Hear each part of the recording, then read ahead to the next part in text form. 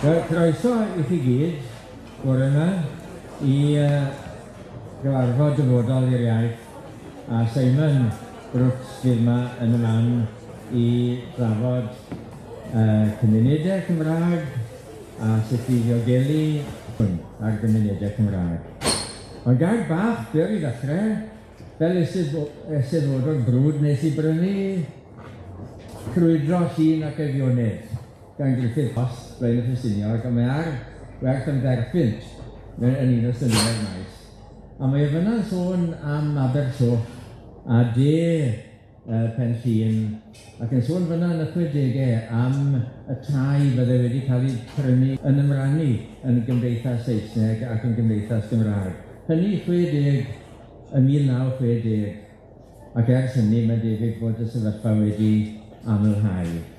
Wel, hanner can mlynedd ar ôl hynny, dyma'r Llywodraeth yn penderfynu ar ôl cyfrifiad 2011 yn penderfynu bod angen adroddiad. Leighton Andrews oedd y gweinidog y Gymraeg, yn penderfynu bod angen adroddiad ar Gymunedau Cymraeg. Ac fe benodwyd Rodri Llwyd Morgan, gwych iawn, yn gadeirydd panel i lunio adroddiad ar sut i gynyddu nifer yr ardaloedd lle mae'r Gymraeg yn brif iaith. Gwelais i'r Rodri Morgan bore yma. A meddai fe wrthai, wel, wrth gwrs, Leighton Andrews oedd y gweinidog ar y pryd oedd wedi gofyn am yr adroddiad, ac adroddiad gwych iawn gyda llawn, sôn am ganolfannau twf, llawer o syniadau eraill. Wel, yr unig ddigwyddodd wedyn oedd bod Carwyn Jones wedi dod yn weinidog y Gymraeg. A meddai Carwyn Jones, diolch yn fawr, a dyna ddiwedd yr adroddiad yna. Dim gweithredu, neu fwy neu lai dim gweithredu. Nes yn bod ni yn dod yn awr at y Comisiwn diweddara, ac ar Simon yn ysbrydoli ni'n argyhoeddi ni cyn bo hir, pam y bydd neu sut y bydd argymhellion y Comisiwn yn cael ei gweithredu. I dyfodol i'r iaith, mae hwn yn dangos yn gwbl glir pam mae angen awdurdod iaith ar Gymru fydd yn cynllunio dyfodol yr iaith yn barhaol ac yn barhaus, ac fod gyda ni linell twf a llinell cynnydd o'r naill lywodraeth i'r llall, o'r naill weinidog i'r llall, fel nad y'n ni'n dibynnu ar fympwy gweinidogion, nac ar eu hamrywiaeth nhw, eu dehongliadau nhw, bod rhaid i ni gael cynllun penodol o gynllunio iaith, fel nad yw'n holl ymdrechion ni yn mynd yn ofer ac yn boddi mewn adroddiadau. Gafodd y sefyllfa yma, na fe ysbrydolwyd bardd i ysgrifennu englyn bach ar y sefyllfa. Hoff rad o adroddiadau, o fynydd o fanwl safonau, o ddidwyll ganfyddiadau, yr her i'r iaith yw parhau. Wel, dyna ni, un o fer dyfodol i'r iaith, sgwennodd hwnna bore yma. Wel, nawr te, at Dr Simon Brooks, i chi gyd yn gyfarwydd â Simon, mae'n athro cysylltiol ym Mhrifysgol Abertawe, ond yn benodol mae wedi ymwneud trwy yrfa ar Gymraeg a Chymunedau Cymraeg yn un o sefydlwyr Cymuned, y corff a drio ddwy'n pwysau flynyddoedd yn ôl, a Simon sôn yn y man faint o ddylanwad a gafwyd. Wedyn, yn un o sylfaenwyr dyfodol i'r iaith, a diolch i ti Simon am dy waith gyda dyfodol i'r iaith. Buan wedyn y sylweddolodd y Llywodraeth bod gyda ni ddoniau yn Simon, ac fe wnaethon nhw ddwy'n Simon oddi wrth dyfodol i'r iaith. A o dan y Llywodraeth nes i lunio adroddiad ar ail gartrefi, ail dau, gyda gostudiaeth gymharol yng Nghernyw a Chymru, a wedyn yn awr wrth gwrs yn gadeirydd Comisiwn Cymunedau Cymraeg, ac wedi dod ag adroddiad cychwynnol yn benna i ddechrau ar ardaloedd mwy dwys i Cymraeg. Ond sylw dyfodol i'r iaith, un o sylwadau dyfodol i'r iaith i'r Comisiwn oedd bod angen i ardalodd y Cymraeg gael ei pennu fel rhai o ardalodd ieithyddol o arwyddocâd arbennig. A falle di Simon gallu sôn mwy am hynny. Wel, croeso Simon, a croeso i ti siarad, a wedyn bydd y llawr ar agor i gwestiynau a thrafodaeth. Croeso mor Simon i'n chi. Diolch yn fawr i ti.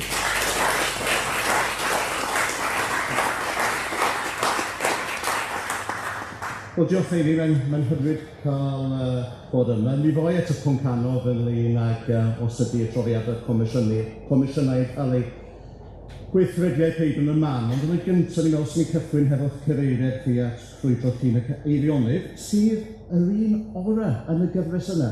Mae'n ardderchog. Ac o'n i'n meddwl amdano hi, oherwydd dwi hefyd wedi darllen y gyfrol Crwydro Meirionydd, cos oedd jyst dros y dŵr y both y ges lle dwi'n byw. Gawn ni sgwennu gan Gymro Llundain, wrth gwrs, T.I. Ellis, ac mae'n arbennig o sâl, da chi'n gwybod. Does yna ddim gafel a Gymdeithas Gymraeg Gwynedd yn y gyrfol yna, yn gwbl. Cofio, mae'n teulu yn dweud wrthai, bod T.I. Ellis yn ei fod ymchwil yn y Llyfrgell Cenedlaethol. Ie, wel, o leia dwi'n byw mewn afel Cymraeg. Mae hynny'n un fantes i'r Cyngor Llundain yma beth bynnag. O ran os ydy polisïau ac adroddiadau yn cael eu gwireddu a'i peidio, swydd y Comisiwn yma wedi gwneud argymhellion i Lywodraeth. Cynlyniad y broses democrataidd ydy beth sy'n digwydd i adroddiadau wedyn. Hynny ydy, mae hynny'n digwydd yn cyd-destun penderfyniadau a strategaeth cymdeithas sifil yn y bôn. Ond dwi'n clywed beth ydych chi yn ei ddweud, ynde? Ond mi ydyn ni'n hyderus ac wedi cael ymateb da gan y Llywodraeth i'r papur Safbwynt, ymateb cynnes iawn. Felly, be na i, fi'n just sôn rhyw chydig funudau ynglyn â'r Comisiwn Manylion Technegol Diflas, a wedyn gobeithio sôn am greu'r y papur, achos dwi'n credu mae dyna fysyn ddiddorol y Safbwynt Trafodaeth. Felly, mi sefydlwyd y Comisiwn llynedd a mwyn gwneud argymhellion i Lywodraeth Cymru. Mae'n 200 yn perthyn i waith y Comisiwn. Y cam cyntaf sy'n ymestyn at flwyddyn nesaf ynglyn â dyfodol Cymunedau Cymraeg, sut da ni'n diffinio Cymunedau Cymraeg, ardaloedd lle mae Gymraeg yn cael ei siarad gan fwyafrif y boblogaeth, neu gan ymwyafrif hyd at yn gymharol ddiweddar, neu am rhan o'r gweuad cymdeithasol mewn ffordd neilltuol iawn. Ond dyn ni ddim yn anghofio rhannau eraill o Gymru, ac mae hynny dwi'n credu yn greiddiol i waith y Comisiwn yma, ac efallai yn wahanol i waith y Comisiwn yma i beth sydd wedi digwydd wrth i ni drafod cymunedau Cymraeg yn y gorffennol. Mi fydd yna ail gam i waith y Comisiwn yma rhwng 2024 a 2026, a fydd yn edrych ar y Gymraeg mewn rhannau eraill o Gymru. Nawr, dwi byth yn dod allan hefo'r ymadrodd, falle byddwch chi'n sylwi os ydych chi'n gwrando yn ei graff iawn, mae Cymraeg yn perthyn i bawb yng Nghymru. Dwi byth yn deud hynny. A dwi byth yn deud, dim ond un heswm sydd achos pan dwi byth yn deud hynny, achos yn dod o Lundain. Fel arall, mi rysyn ni deud hun yn blwmp ac yn blaen o'ch blaen o'ch heddiw. Dwi'n credu bod y Gymraeg yn perthyn i bawb yng Nghymru, a phawb o tu allan i Gymru sy'n ei siarad yn fe. Ond o safbwynt y diriogaeth weinyddol yma, y diriogaeth wladwriaethol yma a elwyr yn Gymru, mae Gymraeg yn perthyn i bawb sydd yn cyfanheddu'r diriogaeth hon, a yn gyfatal ac yn ddiwahân, a mae hyn wrth y raidd gwaith y Comisiwn. Nawr, mi ddaru ni gynnal galwad yn dystiolaeth, ymgynghoriad anstatudol os liciwch chi cyn y dolyg, mae ymatebion wedi dod mewn, nifer sylweddol y ymatebion. Diolch i bob un ohonych chi, a bawb yma sydd wedi cyfrannu hynny. Mae hynny wedi cael dylanwad, a sut mae Comisiwn wedi ystyried pethau. Wedyn wedi cyhoeddi papur Safbwynt, adroddiad interim i bob pwrpas. Nawr, beth ydy diben, wrth gwrs, papur Safbwynt ydy gwyntellu egwyddorion. Felly, dyn ni ddim yn ymwneud fan hyn hefo'r y glo man fel petai ynglyn â sut byddwch chi'n gweithredu polisïau neilltuol mewn dull cyfewin, mewn meysydd penodol fel tai enghraifft. Manilo hynny hefo'r adroddiad terfynol. Ond dwi yn teimlo fel Cadeirydd y Comisiwn, mae haid fel Comisiwn bod gennym ni rhyw fath o hyder bod yna nid consensus perffaith, achos da chi bob tro yn cael pobl sydd yn anghytuno mewn bywyd cyhoeddus, a mae hyn yn rhinwedd mewn democratiaeth. Ond, Bod gyda ni ryw hyder o Comisiwn bod ni eisiau mynd ar hyd y Cadeirydd yma, a dyna pam da ni wedi cyhoeddi hapus safbwynt yma. Sy'n hyfryd clywed eich ymateb chi hynny, a wedyn mi fydd yr adroddiad terynol yn ymddangos flwyddyn nesaf yn yr Eisteddfod yn Pontypridd neu Aberdâr, neu lle bynnag na Eisteddfod yn glanio yn diwedd. Felly, mae'r Gymraeg, mae'n y dau rinwedd i'r Gymraeg, mae'n y dwy linell goch yn waith y Comisiwn yma. Mae rhaid i'r Gymraeg fod yn iaith genedlaethol, ac mae hon yn llinell goch i'r Comisiwn Cymunedau Cymraeg. Fydd yna ddim geltach yng Nghymru. Mae'n bwysig yn bod ni'n onest am hyn ac yn deall hyn. Ac yn sicr fydd ddim yn dod trwy ddrws y Comisiwn Cymunedau Cymraeg. Fydd yna ddim geltach yng Nghymru. Mae rhaid, dwi'n meddwl, i pethau gwaelodol o ran statws y Gymraeg, perchnogaeth pobl y Gymraeg, hawliau Gymraeg a hawliau addysg Gymraeg, o holl pethau hyn, mae rhaid iddyn nhw fod yn bythynol yn ddi-wahân i bob un o ddinasyddion Cymru.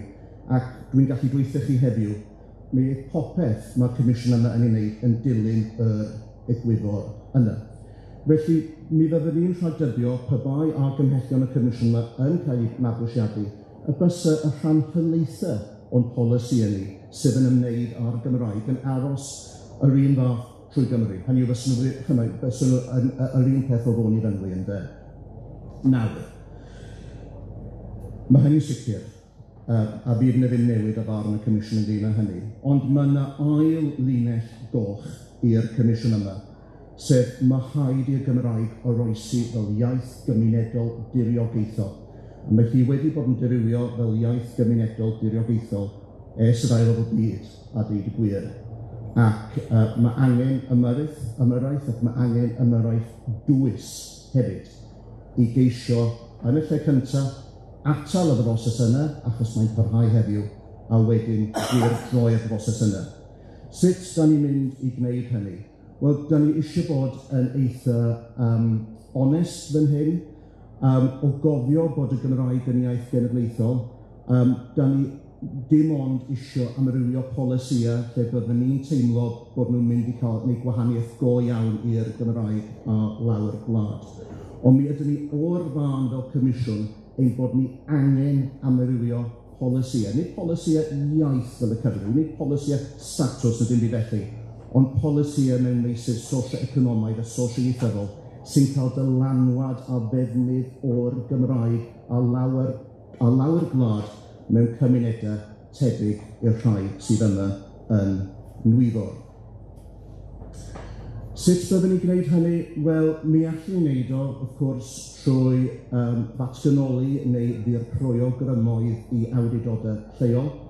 Pan ysgrifennes i fy adroddiad y mael gartrefi, dyna fy model nes i argymell yr yna. Datganoli i awdurdodau lleol ac yn wir i bob pwrpas mae hynny wedi cael ei fabwysiadu.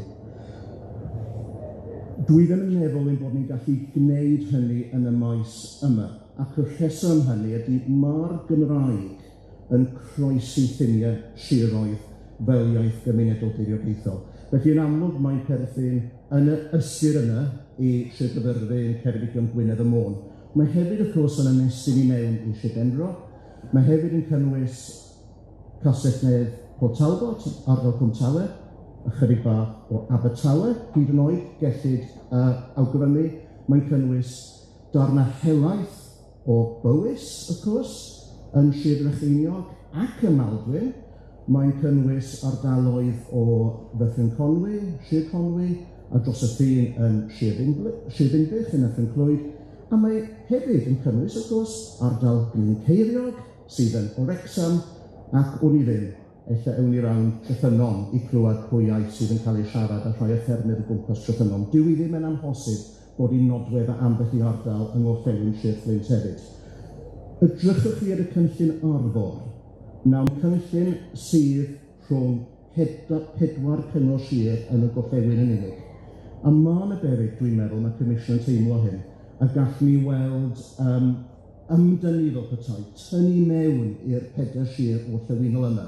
Felly, beth byddwn i'n dweud wrthych chi o ran y syniad creiddiol yma sydd gennym ni, sef y byddwn ni yn ceisio amrywio polisïau trwy fynodi ardaloedd o arwyddocâd ieithyddol dwysedd uwch, hynny yw ardaloedd lle gallwn ni cael y hawl i amrywio polisïau, bod nid ffordd ydy hyn i dynnu y Gymraeg i mewn, ond yn cyd-destun reality deiryddiaeth y Gymraeg i ehangu ffiniau'r Cymraeg. Mewn gwirionaeth, mae'n weledigaeth Mae ddim dweud wrth adferau, achos mae'n ormod o gicio mudiad adfer, dwi'n meddwl yn llawer iawn o bobl addechog yn y mudiad. Ond dydy hi ddim, dyn ni ddim yn ceisio creu caer yn y gorllewin y yma. Felly, awgrym y Comisiwn ydy dynodi, mae Cymru yn uchaf yn ardaloedd o arwyddocâd ieithyddol dwysedd uwch.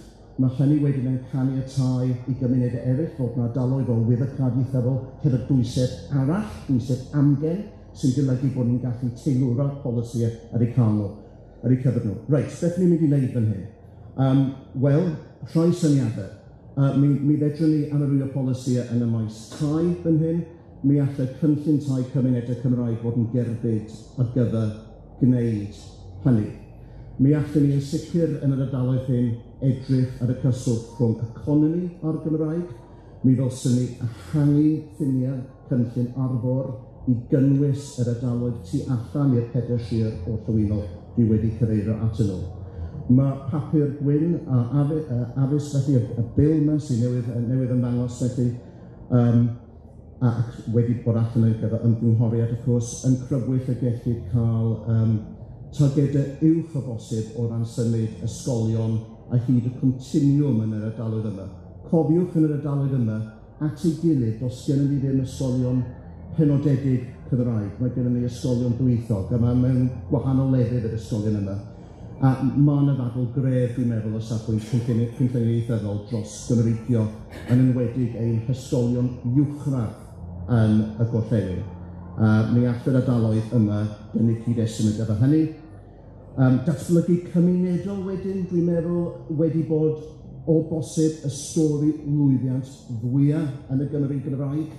Yn ystod y 2 neu 3 blynedd diwethaf yma, mi eisiau mwy o hynny, mi fydd y Comisiwn yma yn dweud gobeithio, wel, dim gobeithio, dwi'n afinedu y bydd y Comisiwn yn gwneud argymhellion ynghylch sut y gallwn ni dwysau ac hwyluso perchnogaeth gymunedol ar asedau sy'n bwysig i ni fel grwpiaeth.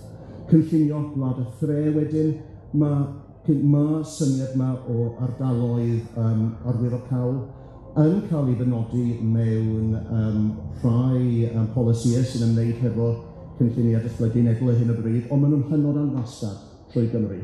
Does na ddim cysondeb. O bosib cynllunio dwi'n teimlo ydy'r maes lle da ni wedi gwneud lleia o gynnydd mewn gwirionaeth. Mae drafodaeth yma ynglŷn â cynllunio yn mynd ymlaen ers hanner canrif a mwy. Felly mi fydd, ac unwaith eto dwi'n afinedu, dwi ddim yn gobeithio, dwi'n afinedu heddiw y bydd y Comisiwn yma yn gwneud argymhellion ynglŷn â chynllunio gwlad y thre a pherthynas o ran y Gymraeg. Ydw i hefyd yn meddwl bod yna bosibiliad i ni edrych a mesur y Gymraeg mewn ffordd credigol mewn gwirionedd ac yr safonau hybu yn benodol o dan y mesur yna.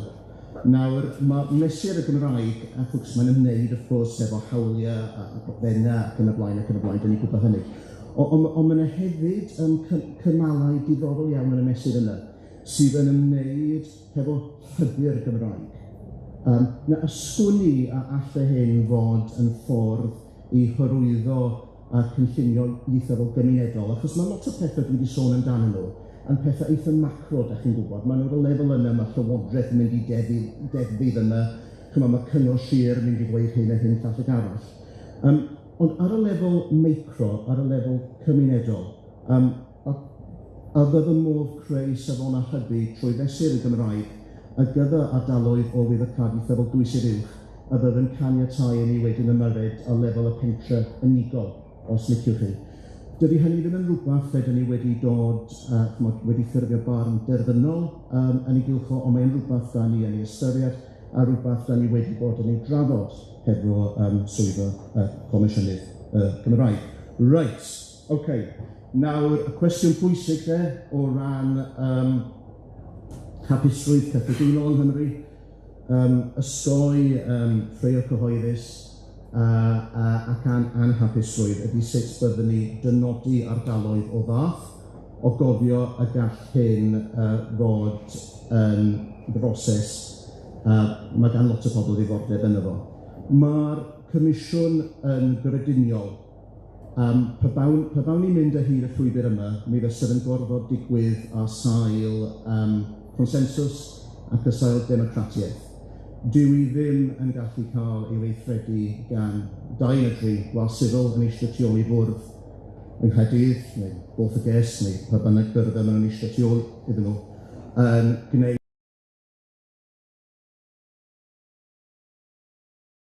wedi ymweld hefyd nhw heb sôn am fyw ynddyn nhw. Dydy hynny ddim yn mynd i fod yn fodel sydd yn ein barn ni yn gweithio.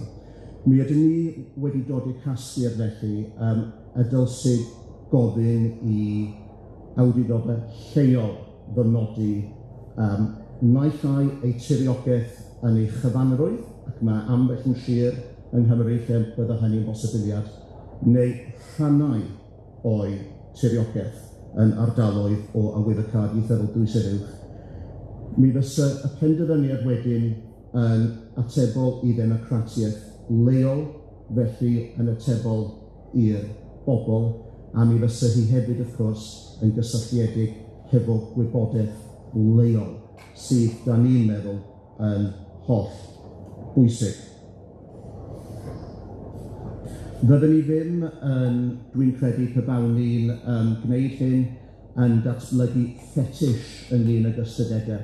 Da chi'n clywed pobl yn trafod hyn, dyn ni'n mynd i wneud hyn, so, reit, ydy fe'n cymuned i efo 44% neu 46% neu 49.7% a 50.3% neu, a dwi'n mynd i cofio eithrio hyn yn stil hynny. Na, fyddwn ni ddim yn tynnu hanner allan y awyr, 20%, hanner cant, 60%, 70%, beth ydi o, de? Ac yn dweud wedyn, os da chi 1.2% o dan hynny, wel, dyna chi, hogia a genod a bawb, mae ar ben yna chi, da chi wedi mynd. Byddwn ni ddim yn gwneud hynny, mae angen synwyr cyffredin ynglyn â maes yma. Dwi'n cofio darllen gwaith hanesydd mewn Saesneg ac oedd yn dweud, mae hanes, medda fo, dydy hanes ddim yn mater o ffiniau, medda fo. Mae hi'n fater o zones, zones. Ac dwi'n meddwl bydd o rhaid i, pa bawn ni dynodi'r ardaloedd yma, bydd yn gorfod rhoi hyblygrwydd i bobl ddewis ardaloedd o fi mewn i'r zones yma. Da chi'n gwybod, y 10-15 milltir yma, chi'n gallu cael weithiau lle gallech chi'n gallu mynd na'i ffôn y llall. A wy'n credu hefyd byddwn ni eisiau bod yn hael, pe bai cymunedau oedd hefo dwysedd cymharol isel o siaradwyr Cymraeg yn cyd-destun y dynodiad yma eisiau bod yn rhan o prosiect fel petai a bydden nhw'n rhan ohono fo. Cyn belled, wrth gwrs, bod nhw'n derbyn goblygiadau polisi gyhoeddus bydden deillio o hyn, oherwydd nid nod y polisi yma ydy gosod arwyddion tu allan i bentrefi yn dweud bod ni wedi cael y statws yma, a bydd yna ddim arwyddion tu allan i bentrefi a lle weithio chi. Mae hwn yn mynd i fod yn gwbl anweledig. Nod y polisi yma ydy rhoi grymoedd i bobl i amrywio polisïau cyhoeddus lles y Gymraeg a lawer gwlad. Polisi sy'n bwysig, nid ffetish ynglyn ag os ydy 47, 48, 49, 50, 51 neu 52% yn siarad Cymraeg. Felly, dyna yn ras ydy'r beth sydd yn ein pydroddiad interim. Mae croeso gyhoeddus wedi bod yn eitha cynnas. Dwi'n meddwl bys sydd yn deg dweud hyd yma. Yn sicr, dwi ddim cweit yn sgidio Rishi Sunak eto. Dwi ddim hefo pobl yn protestio tu allan i tŷ yn Bwlch y Ges ar hyn o bryd. Felly, ond, papur interim yw hi, a nod papur interim, of course, ydy cael adroddiad terfynol gwell. Dyna pan da ni'n cael adroddiad interim. Wedyn, mi fyswn ni yn croesawu fel Comisiwn unrhyw sylwadau, gellid gwneud sylwadau yn amlwg heddiw yn y cyfarfod yn siŵr, ond mae'n groeso hefyd i chi ysgrifennu at y Comisiwn os da chi'n dymuno gwneud hi yn y dyll yna. Dwi ddim yn mynd i rhoi'r e-bost i chi nawr achos dwi ddim yn cofio beth yw'r e-bost. Ond tasech chi'n googlo y geiriau Comisiwn Cymunedau Cymraeg dim ond i un lle, ewch chi, ac mae yna o dan beth, data ac yn y blaen, lle mae yna e-bost o waelod hwnnw, a mae yna croeso cynnes i isio hwnnw i gysylltu ar y Comisiwn. Diolch.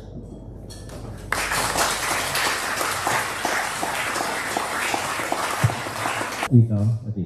Diolch yn fawr iawn, Simon. I ni'n hynod ryffodus, mae rhywun fel mae Simon sydd wrthi yn cadeirio'r Comisiwn ac yn arwain y gwaith.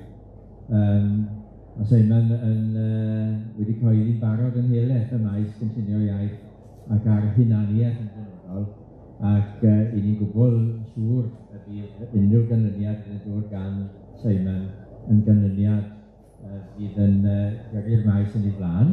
Y cwestiwn yn y pen draw yw, iawn, faint o weithredu, sut bydd yn cael ei weithredu gan y Trafodaeth ag ati. Ond am y tro, sylwadau a cwestiynau i Simon ar adroddiad interim neu ar unrhyw agwedd arall i chi'n gweld sy'n berthnasol i gwaith yn y dyfodol.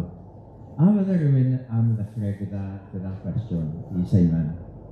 Gallai ddod ar meic ato chi. Mae'n siŵr dy fi bod rhywun wedi bod yn meddwl. Diolch yn fawr.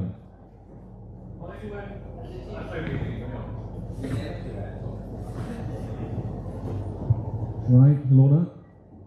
Ie, o'n i meddwl rhoi lot o ymddiriedeth mewn awdurdodau lleol i ddiffinio'r ardaloedd yma. A o'n i'n fydde rhai awdurdodau lleol allan gyndyn i gydnabod ardaloedd o fath am ba bynnag resymau wleidyddol. Mae rhaid i chi cael ymddiried mewn bywyd. Weithiau dwi'n derbyn ergyd y pwynt yn ywedig o'r rhan arbennig yna o'r stafell. Yn amlwg, mae Llywodraeth leol yn gallu gwneud camgymeriadau fel Llywodraeth ganol, mae hynny eto rhwng y democratiaeth. Dwi ddim yn credu fod gyda ni ddewis. Dwi jyst ddim yn meddwl bod y syniad o 2 gwas-sifil yn eistedd tu ôl i fes yng Nghaerdydd yn gwneud map trwy Gymru, trwy ganol ardaloedd lle mae yna deimladau cryfion ynglyn â pwnc yma yn mynd i weithio. Mae yn mynd i arwain at anghydfod mewn rhai llefydd. Does dim rhaid bod yna anghydfod yn ymwneud â hyn, ond dwi'n credu y gallai fod anghydfod pe bai chi'n dod o ddiechod. Dim ond trwy democratiaeth leol dwi'n credu mae hyn yn gallu dod. Mi ydym ni'n gallu gwneud rhai pethau am mwyn sicrhau nad ydy awdurdod lleol ddim yn mynd yn gyfan gwbl rog fel petai. Hynny yw, mi ellid dweud pe bai cymuned dros trothwy arbennig o uchel, right? Neilltuol y uchel, ddim yn cael ei fynodi felly bod hynny ddim yn cael ei dderbyn. Enghraifft, dwi ddim yn amlwg cymyrchu rhywle fel Sir Conwy ac gyda llaw dwi wrth y modd hefo Sir Conwy heddiw, dydy hwn ddim yn gyfeiriad beirniadol o fath yn y byd ac Sir Conwy heddiw. Ond dweud yn y dyfodol bod Sir Conwy yn cael ei gipio gan blwyddyn bwydau a bod yna benderfyniad bod ysbyty ifan ddim yn ardal o arwyddocâd ieithyddol dwysedd uwch. Efallai byddwn ni eisiau dweud rhywbeth ynglyn â'r penderfyniad bach yna o bosib. Ond, wrth gwrs, bydde rhywbeth statudol uchel fel yna, 60 neu 70%.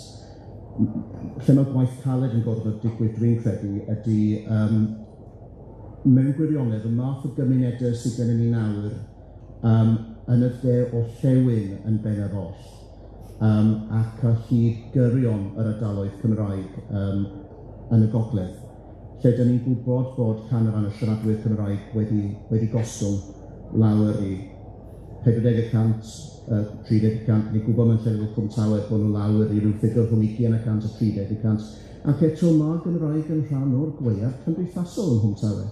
Mae rhaid derbyn hyn. Credu mai trwy awdurdod y lleol yw'r ffordd ymlaen. Mae Comisiwn yn ystyried, ond heb dod i benderfyniad terfynol eto, a ddylid o fi mewn i fodel o ardaloedd o arwyddocâd ieithyddol dwysedd uwch cael dwy haen, so bod gyda chi wedyn 3 dosbarth yng Nghymru fel petai. Nawr, mi fydd yn ambell i fantes i hynny. Un ydy fyddwn ni ddim yn cael y system binary yma. Chymod lle, da chi'n eitha mewn neu bod chi allan. Alle creu rhywfaint o ofid o bosib mewn rhai llefydd. Ond mae hefyd yn mater dwi'n credu o bod yn synhwyr gall o ran polisi gyhoeddus. Oherwydd, mae Llanelli a Chernarfon, enghraifft, fel ei gilydd yn ardaloedd lle mae Cymraeg yn rhan o'r gweithred cymdeithasol. Ond wrth reswm, mae natur polisi gyhoeddus yn Llanelli, mae natur y Gymraeg fel ffenomen gymdeithasol yn Llanelli yn drag gwahanol i Gaernarfon. A mae'n codi cwestiwn, o ystyried mae'r egwyddor wedi teilwr o polisi ar gyfer cymunedau, a bydde cael dwy haen wedyn yn well ar gyfer hynny. Os ni'n mynd eich dwy haen o fi mewn i'r ardaloedd yma, bydde rhywun wedyn efallai yn gallu gweld sut bysa y sefyllfa mewn rhai ardaloedd yng Nghymru, a Gyrion, Abertawe ac yn y blaen, o bosib wedyn mi fysa'n y drafodaeth ddifoddol i gael yn de. Yn ni'n agored i ymatebion i pethau fel hyn, a sylwadau ynglyn â pethau fel hyn, a mi fyddwn ni'n ei cymryd nhw o ddifrydau. Ni yn cymryd y math o gymuned sy'n dod ohoni yn enghraifft o ddifrydau. Mae'n bwysig i waith y Comisiwn yma. Diolch yn fawr, syniad. Croeso i gwestiwn Hugh.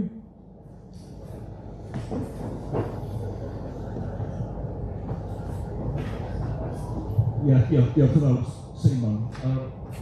Dechrau o'r peth gwrthaf ti'n dweud efo dwy haen, a dwi'n credu bod hynny yn reolol hefyd bod yna. Nid i'n rhan yn agos. O, beth fel hyn? No. Ia, dwi jyst yn cytuno'n llwyr efo bod angen rhaid cael dwy haen, achos mewn yna wahaniaeth sylfaenol rhwng sefyllfa'r Gymraeg yn y gogledd o'r Tewin, lle mae mwyaf yn llethol y bobl rodorol yn gallu siarad Cymraeg a mewn llefydd ar yr ymylon fel yn Llanelli ac yn Hwmtawe. A hefyd, dwi'n werth fel hyn. Dwi'n meddwl o safbwynt ymarferol hefyd, oherwydd mae'r ardaloedd sydd efo mwyafrif eitha llethol yn gallu siarad Cymraeg. Maen nhw gyd yn un clwstwr efo'i gilydd yn y gogledd o'r Tewin. A bysa fo'n gwneud o'n haws efo bod yn gwneud uned cydunol yn dweud, jyst mae'n eisiau nodi hynny. Dwi'n cytuno'r llwyr nad oes eisiau cael rhyw drothwya artiffisial a mynd yn gadael mynd ystadegau fynd dros ein destru, mae bod angen cymryd edrych ar y darlun llawnach. Ond dwi yn meddwl bod na werth mewn rhyw fath o yn y dynodiad swyddogol ond hyd bod eisiau bobl o'r tu allan wybod bod hyn yn ardaloedd wahanol. Yn enwedig yn Lloegr, pobl sy'n symud i mewn yma, bod nhw'n gwybod bod Llanbedrog gwahanol i Prestatyn neu'n y Rhyl a beth yna. A jyst yn olaf, dwi'n meddwl, ydych chi ella yn mynd yn pwysleisio gormod o dan isio geltach yng Nghymru. Chi'n bod, dwi ddim, mae'r Llywodraeth Iwerddon hefyd yn dweud bod yr Wyddeleg yn iaith i bawb, ac bod yn iaith i Iwerddon gyfa. Jyst rhan o'i polisi nhw o gynnal y Wyddeleg ydy'r geltach. Ac yn yr un modd, os yw'n angen i ni bod ofn, bod yn dweud bod yna ardaloedd o arwyddocâd arbennig a bod angen i gwarchod nhw. Ie, byddwn ni'n hynny, bydd yn y ddim geltach yn dod o'r adroddiad yma, a mae rhaid i fi fel Cadeirydd y Comisiwn fod yn onest ynglyn â hynny. Does na ddim cefnogaeth wleidyddol i geltach mewn unrhyw blaid yng Nghymru, a da ni bod y gweithio fi mewn i cyd-destun democratic a tebol. Does na ddim cefnogaeth gaeltacht ymysg neithwyr polisi cyhoeddus. Does ddim cefnogaeth i gaeltacht, dwi'n credu, ymysg Cymraeg math, felly fydd ddim gaeltacht. Mae cymunedau Cymru gyfatal ei gilydd dim ond i bod yn wahanol, felly dwi wedi ateb y pwynt ynglyn â cwmtela ac yn y blaen ac ardaloedd, felly neu atab y pwynt ynglyn â'r llefydd fel Gwynedd a deud y gwir. Yn amlwg, os ydym ni am fabwysiadu'r model yma, fysyn y fawr y bwynt i ni cael model fysyn gwneud argymhellion polisi gyhoeddus sydd yn wanach na polisi y Gwynedd ar hyn o bryd, yn amlwg. Felly, tydi'r Comisiwn ddim wedi bod i benderfynu ynglyn â hyn, a Cadeirydd y Comisiwn ydy, nid y Comisiwn. Y Comisiwn sy'n sofran, nid fi fel unigolyn ynde. Felly dwi ddim yn gallu siarad o ran y Comisiwn, ond dwi yn gweld rhywbeth i gael tair hain. Bysa yn ysgoi y battle binary ma'n i'n sôn amdano hi, bysa hi'n wella subsidiarity, dwi'n meddwl, o ran polisi gyhoeddus. Bysa fe'n golygu bod ni'n gallu cael polisïau sydd yn ymestyn mewn yn y hain ganolig o petai, sydd yn gwella sefyllfa Cymraeg yn aruthrol, ond ddim yn afrealistig, achos dyw rhywle fel Llanelli ddim yn mynd i symud i bolisiaeth Gwynedd dros nos. Mae'n afrealistig i feddwl hynny, bydd hynny ddim yn digwydd. Ond ar yr un pryd, mae Gymraeg mewn ar gyfwng yn Gwynedd y Môn hefyd, a dyn ni gwybod hyn, dwi'n byw yn hoff math, dwi'n llawn ddeall mae plant pobl ifanc ysgolheigionydd yn port ydi Saesneg. Dwi ddim yn fyddar i hyn sy'n digwydd. Bydd rhaid i ni cryfhau ei polisi yn y gogledd orllewin, ac bydd rhaid i'n hargymhellion ni hwyluso hynny.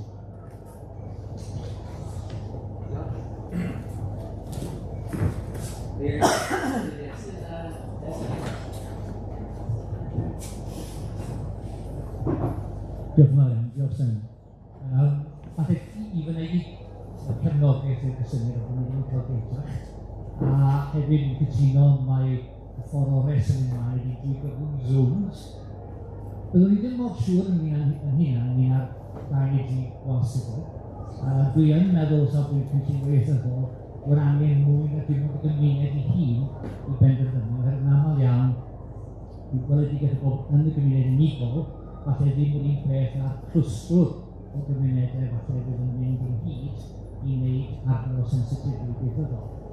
Cefn gyda llaw o fabwysiadwyr gan yr athro Colin Baker yn yr ddefnod i ddisgrifio sefyllfa gwahanol ardaloedd yn Nghymru. Felly, mae'n dda bod ni'n adeiladu ar hynny ac yn adeiladu ar y ffaith bod nhw hefyd yn cael eu cynnwys yn y ten yn can ydyn. Felly mae adeiladu ar y gorffennol, meddwl am ffurf newydd o syniad. Yr un peth falle byddwn ni ddim yn cytuno gyda syniad o dŵr yn hyn o wir, oherwydd pan wnaethon ni'n gwneud gwaith cymunedau yn y gorffennol a gwneud cynlluniau yn seiliedig ar ardaloedd, beth oedd yn cefrio drwodd oedd y gryn cymunedol a'r diddordeb cymunedol o hyrwyddo'r Gymraeg. Beth yn aml oedd ar goll oedd yn modd o'n wneud hynny. Felly, roedd rhoi strwythur mewn ambell y berson yn hwyluso'r broses yna yn gwneud dim o hynny. Felly o ran symud ymlaen, gyda ni gyfnod o cynghori sir. Mae ac yn sicr mae'r person yn mynd hollol gywir yn un a sir yn hynny. Dwi'n eisiau meddwl wedyn beth sy'n achosi newid i ddigwydd, beth yw'r hyrwyddwr cymunedol sy'n achosi hynny. Dwi'n siŵr bod Colin Williams yn ysgrifennu yn hynny yn y gorffen. A meddwl yn eitha gyfalus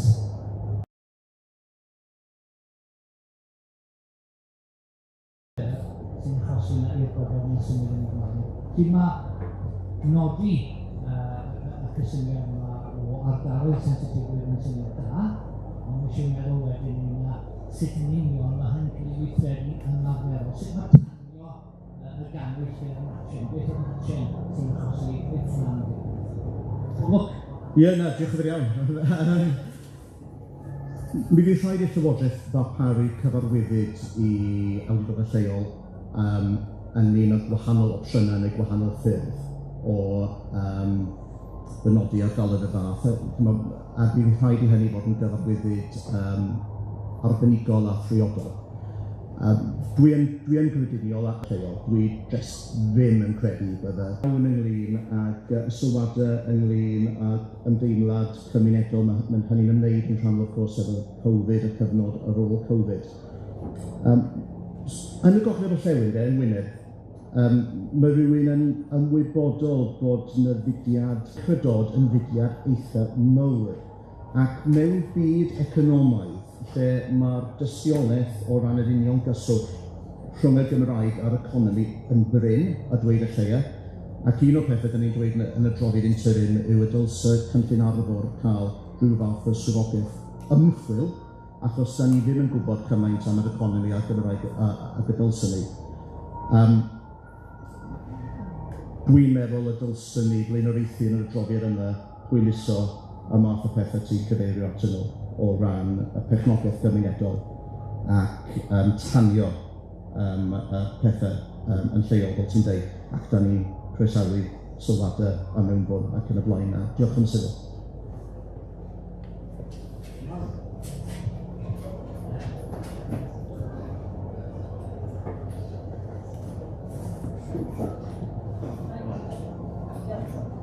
Just to say, man, da clywed y cyfeiriad ych chi'n mynd yna a gyfeiriad sy'n cael hynny fyny'n ychydig yn rhagor ar hyn sydd yn y ddogfen.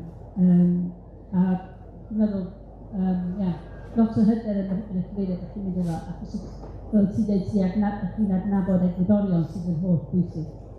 Un o'r pethau ti'n sôn am oedd strategaethau hybu'r Gymraeg, strategaethau Cymraeg. A mae yna dipyn o potensial fanna, does, dwi'n credu, achos maen nhw yn creu fframwaith ar gyfer cynllunio lefel mesonet. Ie. Ond o fod yn bwysig gyfer nifer o awdurdodau a'n edrych ac yn craffu ar y strategaethau hybu 5 mlynedd yna, mae yna rhai awdurdodau sydd yn mynd i'r cyfeiriad o gael nid jyst cyfrifoldeb nhw, na rhai partneriaeth amlwg, ond mae yna sgôp yn does i drio cael y dechnogaeth ar y cynllunio ar lefel mesonet, sut ti'n hwnt i be, falle, mae'r broses yn bodoli ar hyn o bryd. Ie. A felly, beth sy'n ni, ond wedyn, mae'n bwysig bod ni ddim jyst yn rhoi yr wyau yn yr aspect honno chwaith, a bod eisiau meddwl am sut mae creu y drafodaeth wedyn o'r cymunedau llai sydd falle ddim yn cael eu cynrychioli fel arall trwy'r mudiadau sydd yn eistedd ar ffordd iaith. Felly, mae'n lot o sgôp yma. Oes, dwi'n meddwl y gallwn ni edrych ar fesur y Gymraeg mewn ffordd credigol. Felly, gallwn ni dynodi'r ardaloedd yma, a wedyn gallwn ni creu safona hybu. Mae hyn yn bosib yn gyfreithiol, creu safona hybu ar eu cyfer nhw.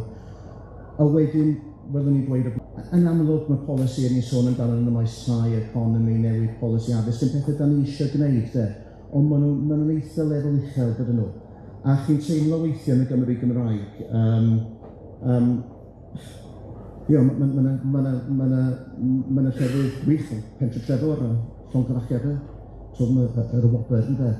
Lle mae yna weithgarwch lleol yn y gweithio mewn, mae yna llefydd eraill lle tydi hi ddim, ynde. Ac da ni ddim yn gweld yr ardaloedd gwan weithiau oherwydd yr ardaloedd cryf. A yn aml iawn, mae'r rheswm am hyn yn gwbl manhwyol, mae'n elefo hefo jyst pa bynnag unigolion sy'n digwydd bod yn byw lle bynnag yn ryw adeg penodol. Felly, da ni angen bod yn gredigol. Da ni yn trafod hefo swyddog Comisiynydd y Gymraeg y sybiliadau yma. A byddwn ni'n croesawu unrhyw sylwadau ynglyn â hynny, achos mae hwn yn boes hollol newydd, cyffroes, arbroddol, lle gallwn ni wneud pethau ac byddwn ni yn falch iawn o gael sylwadau ynglyn â hynny.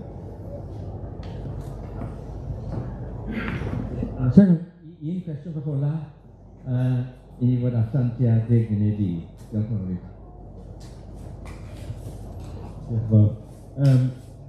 Cwestiwn sydyn am gan gymryd bod partha neu'r ardaloedd ddim yn statig a bod modd uwchraddio o fod yn dwysedd is i fod yn dwysedd uwch dros amser.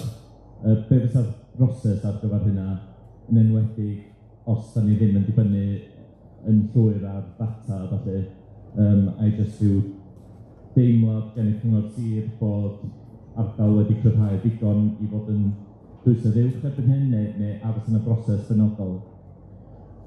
Wel, dyn ni ddim wedi trafod hyn ddanol yn y Comisiwn eto, felly mi wna i feddwl off the cuff, fel ma'n dweud sydd wastad yn cyfagos iawn i wneud mewn lle fel hyn.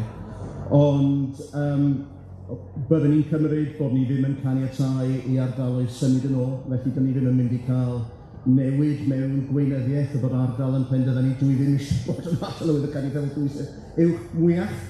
Dwi'n credu dylsyn ni ceisio rhwystro hynny. Mi fysa angen adolygu cyson, dos gen i ddim syniad pam yn aml, dyn ni ddim wedi drafod o, ond 5 mlynedd yw cyd-destun y stafona hybu, efallai, dwi ddim yn gwybod. Allwn ni bod yn agorad i trafodaeth ynglyn â 10 mlynedd 7 beth bynnag. Yn sicr fysa hi ddim yn static.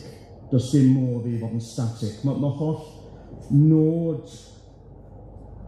ein polisi iaith yng Nghymru yw ynglyn â gwneud Cymru yn Gymru Gymraeg, ynddo? Lle yn amlwg mae yna ieithoedd eraill yn ffynnu hefyd gan gynnwys ein iaith genedlaethol arall, y Saesneg de. Ond dyna lle dyn ni'n mynd. Da ni ddim yn gallu mynd yno mewn un naid. Dyw byd cynllunio ieithyddol ddim yn gweithio fel yna. Felly fysa hi ddim yn gwneud unrhyw. Bydda ni rhywun arall, mewn cyd-destun arall. Felly byddwn ni ddim yn gofidio ni yna hynny. Yn sicr mi fysa hi'n hyblyg. Sut? Dwi ddim yn gwybod. Mi rhaid ni trafod hyn, ac dwi'n croesawu sylwadau ynglyn pa mor aml fysa pobl yn hoffi bod hyn yn cael ei adolygu. Fi fysa'n yn gorfod yn cael ei adolygu. Diolch yn fawr iawn, Simon.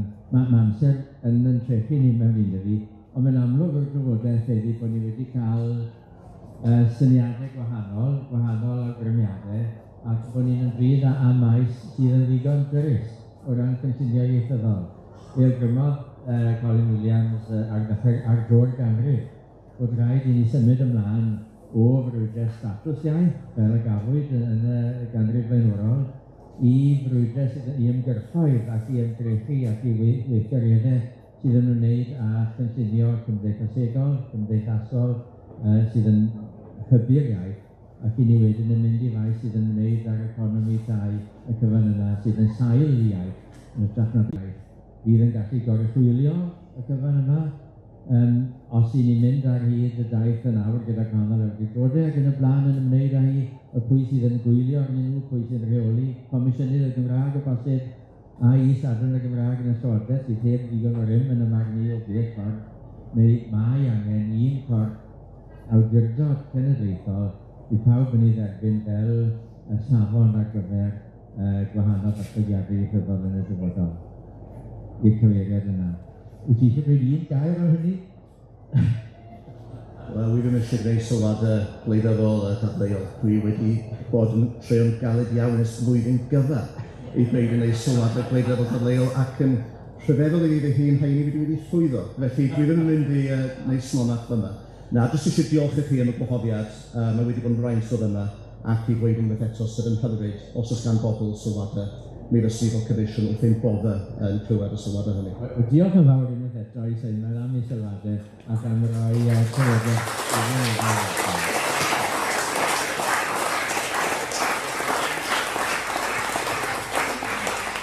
Mae'n ffurflenni ar gael gyda ni i chi ymuno â dyfodol i'r Gymraeg, mae dyfodol i'r iaith yn ystod, mae angen chi arna ni ac mae angen cymaint o bwyso ac sy'n bosibl ar y Llywodraeth i ddilyn llwybrau cadarnhaol. Diolch i chi gyd unwaith eto am ddod.